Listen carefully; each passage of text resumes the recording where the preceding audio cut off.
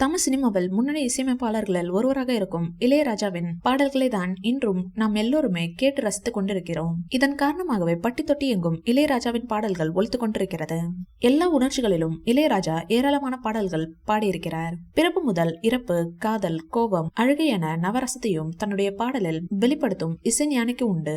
தமிழ் சினிமாவில் மட்டுமின்றி இளையராஜா தெலுங்கு, கன்னடம், மலையாளம், ஹிந்தி ஆகிய மொழி படங்களுக்கு இசையமைத்துள்ளார். சமீபத்தில் கூட ஏன் இளையராஜாவிற்கு இவ்வளவு திமிரு இருக்கிறது என்பது குறித்து விளக்கம் கொடுத்திருந்தார். அன்னக்கிளி படம் தான் இளையராஜா இசையமைத்த முதல் படம். படத்தில் கதை பெரிதாக இல்லை என்றாலும் கூட இளையராஜா தன்னுடைய பாடல் கொண்டு படத்தை ஹிட் செய்து கொடுத்துள்ளார். இவ்வளவு ஏன் அவரது பாடல்கள் பலரது காயங்களுக்கு மருந்தாக இருந்திருக்கிறது.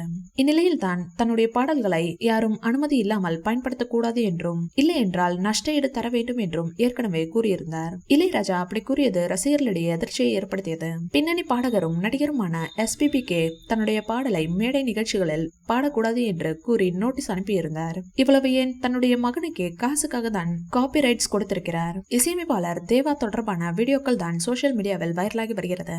அதில் ஒரு நிகழ்ச்சியில் கலந்து கொண்டு பேசிய தேவா, நான் காப்பி ரைட்ஸ் எல்லாம் கேட்க மாட்டேன் என்று கூறியிருக்கிறார். இது குறித்து அவர் கூறியிருப்பதாவது, காப்பி ரைட்ஸ் மூலமாக எனக்கு பேரும் புகழும் கிடைக்காது, பணம் மட்டுமே வரும்.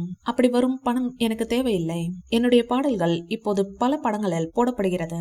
இதன் மூலமாக எனக்கு பேரும் புகழும் கிடைக்கிறது.